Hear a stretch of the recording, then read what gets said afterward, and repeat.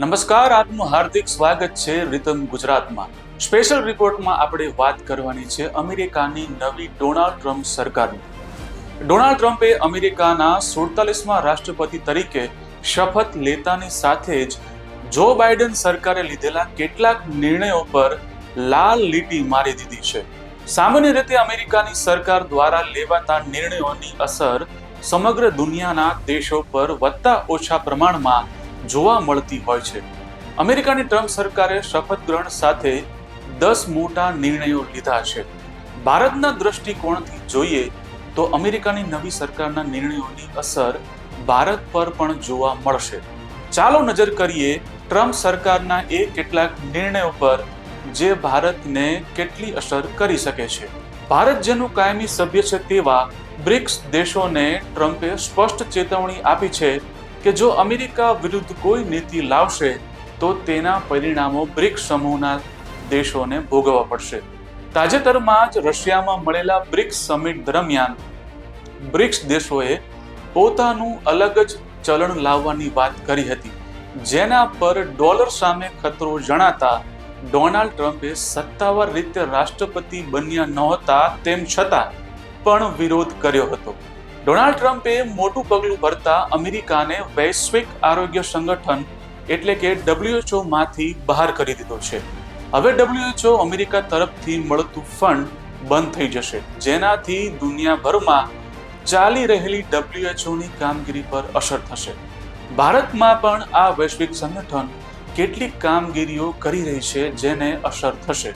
ભારત પણ જે યુદ્ધને રોકવા માટે પ્રયાસો કરી રહ્યું છે તેવા રશિયા યુક્રેન યુદ્ધ વિશે ટ્રમ્પે કહ્યું કે અમે આ યુદ્ધને રોકવા માટે શક્ય તેટલા ઝડપથી પ્રયાસો કરીશું. જો હું રાષ્ટ્રપતિ હોત તો આ યુદ્ધ શરૂ જ ન થયું હોત. રશિયા અને યુક્રેનના રાષ્ટ્રપતિએ પણ આ પહેલા ભારતને મધ્યસ્થી કરાવવા માટે વિનંતી કરી હતી. આમ ઇઝરાયલ હમાસ વચ્ચે યુદ્ધ વિરામ બાદ રશિયા યુક્રેન યુદ્ધ બંધ થતા ભારતને ઘણા દ્રષ્ટિકોણથી લાભ થઈ શકે છે. ભારત સાથે ઘર્ષણમાં ઉતરીને પછડાટ ખાધા બાદ કેનેડાને અમેરિકાએ ઝટકો આપ્યો છે. ટ્રમ્પે પાડોશી દેશ કેનેડા અને મેક્સિકોથી આવતી વસ્તુ પર 25% ટેક્સ લાદવાનો નિર્ણય લીધો છે, જે 1 ફેબ્રુઆરીથી લાગુ કરવામાં આવશે.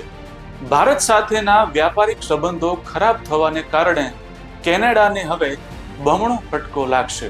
ઉપરના નિર્ણયો એવા છે કે જે ભારતને અસર કરી શકે છે. આ ઉપરાંત નવી ટ્રમ્પ સરકારના અન્ય નિર્ણયો જોઈએ તો સરકારી એજન્સીઓને અમેરિકનોની અભિવ્યક્તિની સ્વતંત્રતાનું ઉલ્લંઘન ન કરવાનો નિર્દેશ આપવામાં આવ્યો છે. ભારતમાં પ્રતિબંધ છે તેવા ટિકટોક એપ્લિકેશનને ટ્રમ્પ સરકારે જીવનદાન આપતા નિયમોમાં પાલન કરવા અંગે ઉપાય શોધવા 75 દિવસનો સમય આપ્યો છે. આંતરરાષ્ટ્રીય સુરક્ષાનું કારણ જણાવી ટ્રમ્પે ગ્રીનલેન્ડ પર કબજો મેળવવાની વાત કરી છે. ડેનમાર્ક તરફથી પણ સહકાર મળશે તેમ જણાવી ભવિષ્યમાં ગ્રીનલેન્ડ પર કબજો કરવાના સંકેત ડોનાલ્ડ ટ્રમ્પે આપ્યા છે.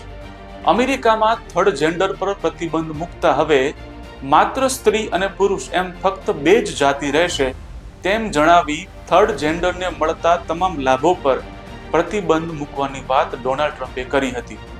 અમેરિકાની બોર્ડર વધુ સુરક્ષિત કરવાના ઈરાદાથી ટ્રમ્પે મેક્સિકોની સરહદ પર ઇમરજન્સીની ઘોષણા કરી છે.